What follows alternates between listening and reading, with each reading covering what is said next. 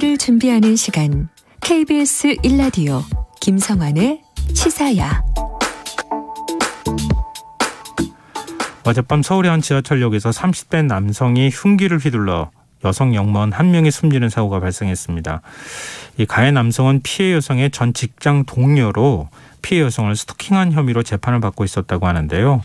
스토킹 처벌법 시행 1년이 다 되어가지만 왜 이런 일들이 반복되고 있는 건지 승재현 한국형사법무정책연구원 연구위원 연결해서 얘기 나눠보도록 하겠습니다.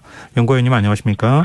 네, 안녕하십니까? 예, 일단 사고가 발생한 게 어젯밤으로 알려져 있는데요. 사고 상황부터 좀 정리를 해주시면 어떨까 싶어요. 네, 어제 14일 저녁 8시 한 56분경입니다. 예. 신당역 그 안에서 피해 영무원이 이제 순찰을 위해서 여자 화장실에 들어갔는데요. 예. 그때 기다리고 있던 그 전 씨, 이제 전 씨라고 피의자 이름을 전 씨라고 제가 약칭할 건데 전 씨가 흉기를 휘둘렀고 피해 영무원은 화장실 비상벨로 도움을 요청했습니다. 구조 신호를 접한 다른 직원과 시민이 달려가서 현장에서 전 씨는 제압이 됐는데요. 예. 피해 영무원 그로부터 좀 이렇게 심각한 어떤 그 부상을 입고 7시 5분경에 이제 심정지 상태로 바로 구급대에 실려 병원에 이송되었지만 11시 한 30분경에 유명을 달리한 사건입니다. 근데 지금 숨진 여성하고 가해 남성이 같은 해 입사한 입사 동기였다고요? 지금까지 나와 있는 여러 가지 정황상으로 지금 내용을 조금 살펴보면 사실 이 두 사람은 2018년에 이제 같은 회사 공사에 입사를 했는 동료였다고 합니다. 예.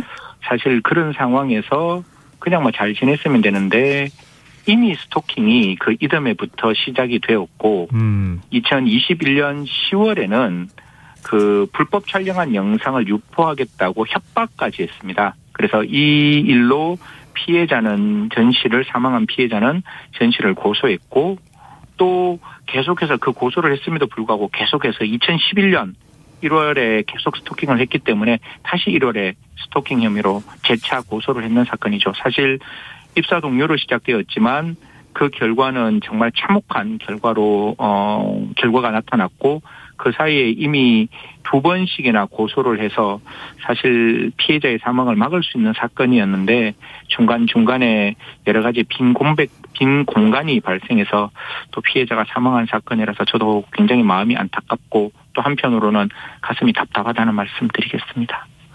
근데 지금 그 가해자가 네네. 지금 검찰로부터 징역 9년을 구형받기까지 맞습니다. 했다고 하는데요. 네네. 이 정도라 그러면은 접근 금지라든가 스토킹의 가해자로부터 좀 이렇게 분리시키는 안전조치 같은 게 있었을 것 같은데요. 네네. 사실 그 부분이 저희들이 조금 들여다봐야 되는 부분입니다. 이제 청취자 여러분께 조금 그 전체 개요를 설명하면서 어디에 빈 공간이 발생했는지를 조금 설명을 드리면 예. 제일 처음에 비동의 불법 촬영을 합니다. 이 전 씨가. 예. 그리고 이 불법 촬영을 가지고 협박을 합니다. 예. 그러면 이 불법 촬영은 7년 이하의 징역이고 불법 촬영물로 협박을 하면 1년 이상의 유기징역. 다른 말로 하면 죄질이 굉장히 안 좋은 범죄입니다. 그래서 경찰은 이걸로 긴급 체포를 했고 긴급 체포 후에 구속영장을 청구하는데 예. 법원에서 물론 제가 기록을 다 보지 못해서 그 판사의 어떤 판단에 대해서 제가 비난을 하기는 조금 조심스럽지만 그 판사는 주거가 일정하고 도망할 우려가 없고 증거인멸의 우려가 없다는 이유로 영장을 기각합니다. 네. 사실 이러한 어떤 성폭력 범죄에 있어서 가장 중요한 거는 재범의 위험성과 피해자에 대한 위해의 우려를 고려해야 되는데 사실 피해자의 위해의 우려는 피해자 시선에서 바라봐야지 이게 법원이나 가해자의 시선에서 바라보면 안 되지만 사실 법원에서는 이러한 어떤 위해의 우려라든가 재범의 위험성이 없고 범죄도 그렇게 중요하지 않았다는 이유로 사실 영장이 기각되었기 때문에 이게 첫 번째 좀 아쉬운 대목이다라는 거죠. 물론 판사에 대한 비난은 자제해야 되고 판결에 대한 비판은 신랄해야 된다는 전제에서 말씀드리면 이때 만약에 구속이 되었다면 사실 지금 피해자는 유명을 달리하지 않을 수 있었다는 게 이게 첫 단추의 미스가 일어난 부분이고 네. 두 번째는 네. 뒤에 이 이후에 계속해서 스토킹을 하는 거잖아요. 네. 그럼 스토킹을 했기 때문에 이 부분에 대해서도 수사기관인 수사를 했어요. 그러면 앞에 이미 영상을 가지고 협박을 했는 그 전시라면 뒤에 있는 스토킹을 했다는 것은 그 범죄가 지속적으로 계속되고 있다는 거잖아요. 그렇죠. 그러면 방금 앵커가 말씀했다시피 우리 스토킹 처벌법에는 이러한 경우에 긴급 응급 조치라든가 잠정 조치를 할 수 있음에도 불구하고 수사당국에서 이러한 조치를 하지 않았다는 점은 다소 아쉬운 거죠. 물론 경찰의 입장에서는 이 정도로 잠정 조치나 긴급 응급 조치를 할 필요가 없었다라고 이야기는 하지만 저는 좀 부족하지 않았느냐. 뿐만 아니라 앞에서 영장이 기각됐다 할지라도 계속적이고 지속적인 스토킹을 했다면 이거는 앞에 있는 범죄의 연장선상이었기 때문에 결국 뒤에 있는 스토킹에 대해서도 구속영장을 청구했어야 되고 이 구속영장을 왜 뒤에서는 청구하지 않았는지 이 부분도 조금 저는 아쉬운 거죠. 이러한 스토킹에 대해서 구속영장을 한 번 더 청구했다면 네. 또다시 그 피해자의 목숨을 막을 수 있는 대목이었는데 이런 부분들이 제대로 되지 않았기 때문에 사후에 총리께서도 말씀했지만 어디서 빈 공간이 발생했는지 저는 적어도 성폭력 범죄에 대해서는 구속의 어떤 허들을 좀 낮춰야 되는 것이고 적어도 수사기관에서는 안이하게 판단하지 않고 할 수 있는 모든 조치를 다 피해자를 위해서 해야 되지 않느냐. 긴급 응급 조치는 분명히 경찰이 직권으로 할 수 있는 일이거든요. 수사기관이. 예. 그렇기 때문에 그런 부분들을 조금 더 면밀히 1인칭 주인공 시점에서 사건을 조금 더 처리하는 게 앞으로 나타날 수 있는 사건의 이런 어떤 안타까운 결과를 막는 또 하나의 어떤 반면교사가 아닌가 그렇게 생각합니다. 전반적인 내용들을 다 한꺼번에 다 짚어주셨지만 네. 고소를 해서 스토킹 혐의로 재판이 진행 중인 상황에서 또 스토킹을 해서 또 2차로 고소를 또 했단 말이에요. 네. 고소를 이렇게 했으면은 스토킹을 반복적으로 계속 피해를 당하고 있다는 얘기인데. 맞습니다. 네. 검찰 입장에서는 기소를 했을 거 아닙니까? 네네네. 검찰이 곧바로 구속영장 청구하면 안 되는 겁니까? 그러니까요. 그러니까 이게 저는 그 부분이 그러니까 구속영장은 청구하지 않았다 할지라도 스토킹 처벌법에 잠정조치라는 게 있어요. 잠정조치의 사후가 그 가해자를 유치시설에 2개월 동안 격리할 수 있는 조치가 있거든요. 예. 저희들이 이미 많이 이야기를 했잖아요. 이러한 잠정조치 사후를 왜 적극적으로 활용하지 않을까.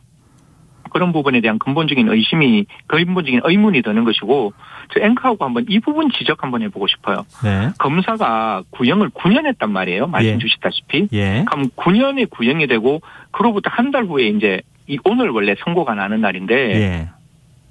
만약에 검찰과 경찰이 그렇게 9년을 구형했다면 법원의 입장에서도 실형이 나올 수 있는 상황이었다면 저는 그 순간에 법원이 법정 구속했을 수 있다라고 생각하거든요. 왜냐하면 앞에 그러한 어떤 영상물을 갖고 협박까지 했고 그 이후에 또 스토킹 범죄가 일어났잖아요. 그러면 법원은 영장을 법원이 재판할 때 피고인의 구속은 그 수소법원이 전적으로 담당하는 거거든요. 그러면 적어도 9년 받은 사람이 지금 아마 코로나19 때문에 이러한 어떤 불구속 상태에서 도망가는 피고인들이 굉장히 많아요. 그러면 9년 받았으면 그 순간에 조금 검찰도 적극적으로 구속을 요청하든지 아니면 법원도 적극적으로 구속영장의 발부를 한번 검토해 봤으면 어떨까라는 게 그냥 법조인의 한 사람으로 안타까운 마음에서 드리는 거고 이거보다 더 중요한 거는 형을 9년을 선고했다면 그때부터는 이 전 씨의 생각이 완전히 달라질 거 아니에요. 근데 9년형 받으면 진짜 큰일 나는데 그래서 합의를 종용하기 위해서 그렇게 따라다녔다는 거거든요. 그런데 이 피해자가 합의 볼 이유가 없잖아요. 이렇게 자기에게 힘든 행동을 했는 사람이 무슨 합의를 봅니까?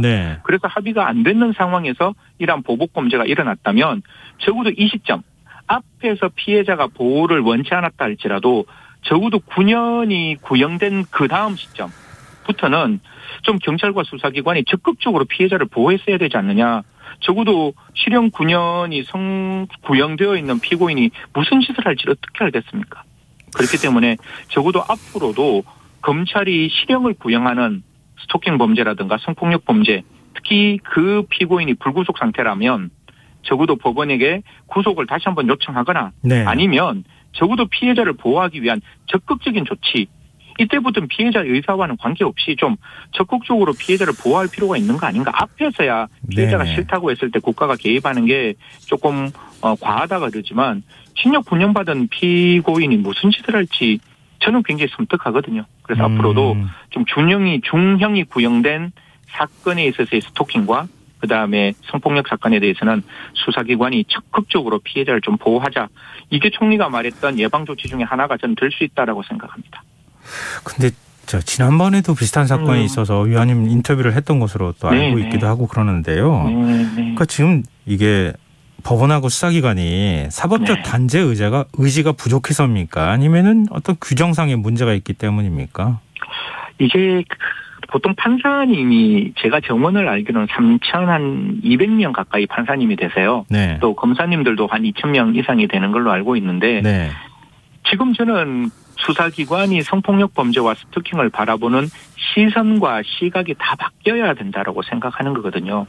이게 무슨 말인가 하면 시선이라는 게 그냥 영상을 촬영하고 그걸 협박했는 걸 국회에서는 1년 이상의 징역, 7년 이하의 1년 이상의 징역, 7년 이하의 징역으로 만들어놨음에도 불구하고 비일비재하게 이러한 어떤 비동의 촬영물과 협박에 대해서 구속영장이 기각되는 경우가 굉장히 비일비재해요. 네. 그렇기 때문에 이런 구속영장의 허들을 분명히 저는 낮추어야 한다. 그 허들을 낮추기 위해서 적어도 구속 이후에 보석제도를 검토한다든가 적어도 이 허들이 낮추어지지 않으면 제가 봤을 때 문제가 있기 때문에 허들을 낮추기 위한 조치로서의 어떤 역할뿐만 아니라 판사님들도 이 성폭력 범죄와 스토킹에 대한 엄중함을 조금 깨달아야 될 거고 검찰의 입장에서도 아니 이게 그냥 과거에 10번 찍으면 안 넘어가는 나무 없잖아. 그냥 좋아하면 썸 타는 거고 싫어하면 스토킹이니까 네. 이거는 사적 분쟁에서 그냥 자치적으로 해결해야 돼라는 잘못된 시선을 가지고 있으면 안 된다는 거죠. 그래서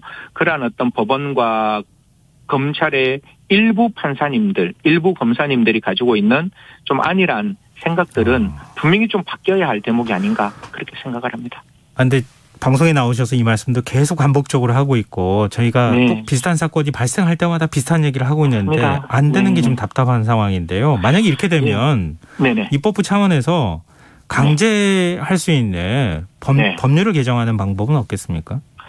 사실 구속을 강제할 수 있는 방법은 제가 봤을 때 이게 우리 앵커도 잘 아시고 우리 모든 법조인들이 불구속 재판이 원칙이고 무죄 추정의 원칙이 존재를 하는 거기 때문에 사실 이게 성범죄와 스토킹 범죄에 대해서 법안을 강화해서 어떤 재량의 여지를 줄이고 사실상 모든 사건을 구속 사건으로 원칙으로 한다라고 한다면 제가 봤을 때 좀 과잉 입법이라서 이거 헌법재판소에서 위헌 판결을 할 수 있는 가능성이 굉장히 농후하거든요. 그렇기 때문에 제가 아까 말씀드렸다시피 뭔가 판사들에게 부담을 줄여줘야 돼요. 이게 구속을 했는데 이 구속 때문에 인신의 자유가 박탈된다. 박탈되고 난 다음에 이 피고인이 어떠한 처분을 받을지에 대한 판사들의 어떤 불안감을 해소해주기 위해서 제가 아까 말씀드렸다시피 일단 허들을 좀 낮추자는 거예요. 그러니까 성폭력 범죄나 스토킹 범죄에 대해 일단 구속을 하되 구속 이후에 사실상 보석을 통해서 이 사람들이 그 사후에 풀려나는 제도를 만들어줘야지